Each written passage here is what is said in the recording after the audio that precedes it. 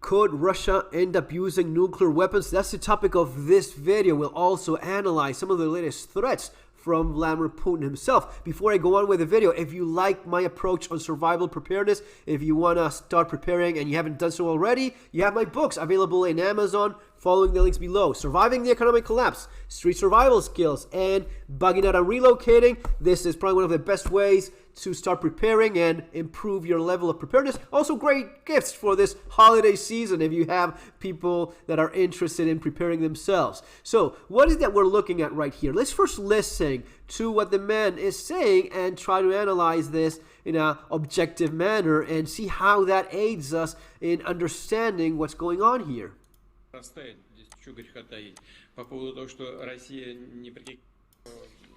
Угроза ядерной войны. Светлана Геннадьевна, ну вы правы. Такая угроза нарастает. The threat is growing from him. He's the one with nukes. Ни при каких обстоятельствах не применит первый, но если не применит первый, ни при каких обстоятельствах, значит и второй тоже не. So the language here is important. So he's saying that he's threatening with the use of escalating to a nuclear exchange. At the same time, he's saying that under no circumstances will Russia strike first. Now, this includes what? The use of nuclear weapons? Well, Ukraine has no nuclear weapons. Ukraine is striking some of the military targets within Russia, given that those are where the attacks towards Ukraine are actually coming from, which makes perfect sense. But the actual use of nuclear weapons, well, it will have to be Russia. Потому что возможности применения в случае нанесения ядерного удара по нашей территории, они сильно ограничены. Right. Тем не менее, у нас стратегия наша применения средств защиты, а именно как защиту мы рассматриваем оружие массового поражения, ядерное оружие, она вся настроена вокруг так называемого ответно-встречного удара. Okay, so we're not using them first, but we may end up using them anyway. It is same strategy that he's been using for a while now, floating the idea of, if we don't win this war soon enough, we may end up in a nuclear war, against the West. Now, there's 8 points here I like to consider, especially so as to prepare ourselves in a logical manner. The man is trying to scare people, and keep in mind, whatever it is that I say here, this is all within the realm of a very large spectrum of possibilities. Russia has been known to do things that are even against their own best interests. I would even say that the entire idea of going into war with Ukraine itself, the way they did it after annexing territory quite successfully in previous years, the idea of going for a full-scale war, going after Kiev, that was a huge miscalculation. That's the way I see it. You may agree with me or not. But if there's something that we can pretty much all agree in, is that they don't always make the best decisions for themselves. So whatever it is that I say here, it's not a 100% certainty. There is, though, certain things that we can look at objectively and say, yeah, that makes perfect sense. So let's start with number 1. The idea of a World War III nuclear exchange, Russia against the United States or Russia against NATO. This is by far, the way I see it, the most unlikely scenario of all. The idea of Russia starting a nuclear war against the West, or even the West starting a nuclear war against Russia, makes no sense for anyone involved. Well, why is this? Because Putin is a good guy? No, it's not because he's a good person or he's a bad one, or it simply doesn't make any sense, because logic dictates that if you cannot defeat the lightweights, you don't go after the heavyweight champion of the world. If you cannot defeat Ukraine in a very clear manner, as you projected within a few days, and you're a year later getting your several defeats, humiliating defeats, one after the other against Ukraine alone, you have no purpose, you have no reason, you have no business starting a war with all of NATO. This is very basic logic being applied to this. So World War III nuclear exchange, I think that is extremely unlikely. I'm not saying it's impossible, but I see it as extremely unlikely to happen. Now, point number 2, what about widespread nuclear attack on Ukraine? Not fighting NATO. No, that is no. Point number 1, I think that's quite clear. What about blowing up all of Ukraine? We cannot defeat them using more conventional manners. We will just blow the crap out of everything. I mean, United States has used nuke before to win wars, and this is something that actually Putin has said himself. You did it, why can't I? Well, why is it that Putin cannot blow the crap out of Ukraine with nuclear weapons? Well, actually the answer is something that I'm surprised is not brought up more often, which is a simple practical manner, which is, this is Ukraine, this is Russia, this is Belarus, and this is a map of the WIII as it stands right now. And if you think of blowing up, using several nukes, a couple hundred nukes, or even a couple dozen nukes, where is it that WIII goes? Well, it's going towards Belarus. It's going towards Russia itself. So this is something that you have to consider when using nuclear weapons. You cannot just throw nuclear weapons randomly without any common sense being applied here. This is the region that is currently in conflict. Let's say they use a nuclear strike against some of the newly regained territory from Ukraine, right? Angry at the defeat, they drop a nuke here. Where is it that wind is going? Well, this is actually going north, and it is actually going straight into Moscow, right? So this would be a big no-no. Giving the wind direction, within 24 hours, you would have nuclear fallout in Moscow. Yeah, you don't do that.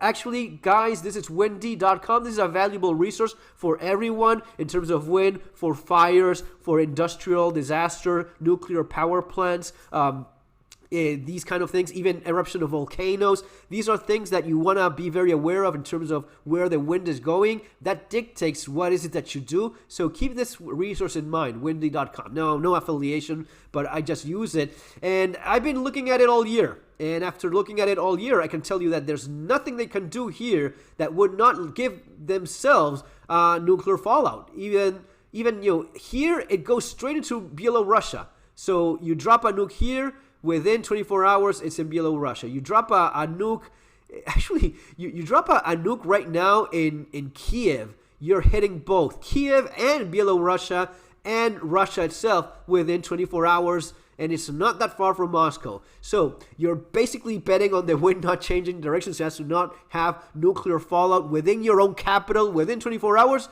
You cannot drop a nuke anywhere in this country. That's point number 2. What about point number 3, about smaller tactical nukes? We could use that. Well, yeah, you could. Now, what would be the purpose of doing that? Well, killing a bunch of Ukrainians. Sure. Is there anything that is not a nuke that is as effective or more effective? Yes, the bathythermic weapons that they've already used many times before is actually more powerful than these smaller tactical nukes. So why on earth would you escalate things into making you the guy using nuclear weapons when you have already used more powerful weapons against them? There was one where they hit a Ukrainian barrack with these thermobaric weapons. It just blows the entire thing, and it's a huge flash of light. It is quite effective, quite terrible. They've been using those. I don't know how many more of those they have, but it doesn't make all that sense to use these. And besides, Ukrainians have been getting smarter, and they're using smaller cells. They don't have these massive barracks anymore. They're trying to become smaller and harder to hit targets, which is clever. So even within that potential tactical weapon use, doesn't make a whole lot of sense. Moving to the next one, point number 4. Even worse would be the repercussions that you have of using a nuclear weapon, which you have been warned not to use. Not by the West, which obviously Russia could not care any less, by your strongest, main, most important ally. I'm talking about China. China does not want Russia using nuclear weapons in their neighborhood. I know it's not next door, but it's still something that China has been very clear about, this being a red line. You start using nukes, you don't have our support anymore. That's basically how Xi has explained things himself. So you're using something that's not going to be all that effective, and you're losing the support or risking the support from your main, most important ally. Yeah, that is probably something you don't want to do. It wouldn't serve any purpose. Number 5, the U.S. NATO response. This would be something else that they obviously try to avoid. You recently saw an attack widespread across Ukraine, and one of those missiles, or one of the defense against such missile from Ukraine, not exactly sure what it is at this point, but people died in Poland. And Russia was the first one to say, no, we did not have anything to do. Even if they did, they are obviously scared of engaging with NATO. They don't want to start a war with NATO because, point number one, you cannot defeat Ukraine. You have no business fighting all of NATO. That is quite clear even for Vladimir Putin. Point number, and besides, in terms of NATO, fighting NATO, yeah, it would be an immediate humiliating defeat, even worse than what they're seeing right now. While at the same time, NATO and US is more than happy to just sit this one out, giving weapons to Ukraine. They're doing a good enough job as it is, while at the same time, you're benefiting from this. I was just reading this. Indonesia, 22 billion purchase of US-French fighter jets, how Russia's Su-35 lost out. They're losing money. They're losing contracts. They're losing face in terms of what was supposed to be one of the greatest armies in the world being defeated right now. And at the same time, NATO, US is benefiting from this as it keeps unfolding. So that's how it's standing. You don't want to start a war with NATO. That is clearly the stance of Russia.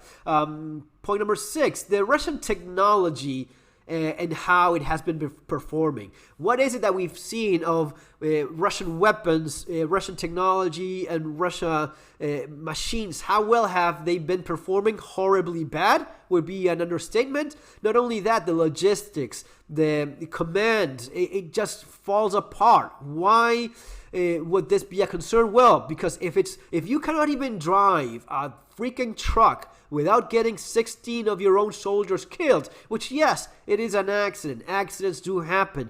But it is noticeable how many of these happen with so much frequency within Russia and within anything that is under their control. They were supposed to have 2 million uniforms that they don't actually have. They were supposed to have weapons that are not where they're supposed to be. They had radar stolen from under their own noses. So given how poor all of the Russian tech is performing, the idea of moving around, deploying tactical nuclear weapons is an increased risk for Russia themselves and the potential of an accident, a disaster within their own territory with their own weapons. So they are conscious of how they're underperforming. They have to be conscious as of the risk of now throwing nukes into this mess as it is. Finally, point number, well, actually I have another one. Point number 7, how unpopular this would be for Russia from the inside. For the Russian population, the average Russian has lost a lot of faith in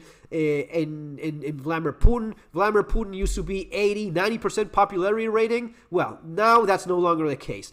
You don't have that popularity in Russia if you're Putin right now. It is probably half that, even less. You have 300,000 Russians that have escaped Russia. You have mutiny and revolts and people, walking out throughout this conflict from the Russian side. They just don't want to have anything to do with this. So it's an extremely unpopular war. It would be even worse if you start using nuclear weapons as a response to your tactical failures in the battlefield. Finally, point number 8, I think this is one of the strongest ones, is that the United States also has nuclear weapons. The United States has recently been defeated by a much weaker force, which is the case of Afghanistan. After 20 years, the United States has been defeated in a very humiliating manner and had been forced to flee Afghanistan, running with their tails between their legs. And we saw it as one of the more embarrassing displays in recent memory for the U.S. Armed Forces. I think we can all agree on that. Now, has the United States used nuclear weapons to change that? Not at all. Did they use a nuke or several tactical nukes as they were being defeated and forced to retreat and leave the country? No, they didn't. Why not? Because we're the good guys? Yeah, no.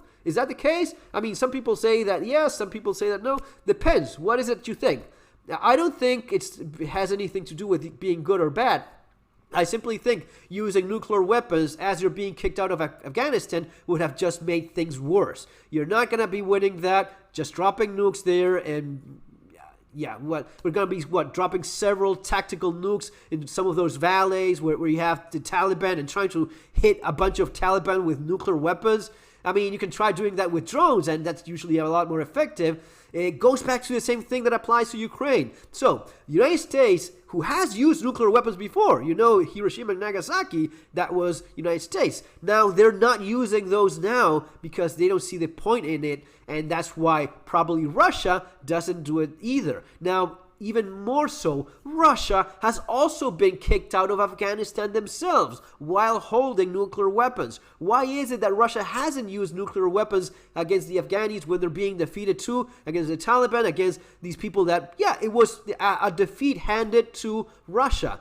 They didn't use nuclear weapons either. So, as you see, it's not always the case that just because you have a nuke, you actually end up using it. Actually, it's being said that one of the biggest advantages of having nuclear weapons and having a massive nuclear arsenal is not having to use it. The idea of mutual destruction. It's not something in which you win these kinds of wars. It's the kind of weapon you have so as to make sure that mutual destruction assurance keeps you safe from a dictator or a political current that wants to see the other power of the world completely blown up and destroyed. Well, you have your own nuke, so you just destroy one another. But so as to have actually a victory in the battlefield, it is a little bit more complicated and not as simple. Folks, that's going to be all for now. See you on our next video. Share, subscribe. If you think you learned something from him, it would be much appreciated if you give a thumbs up. And again, you have my books if you want to keep preparing the way you see here in the channel. Take care.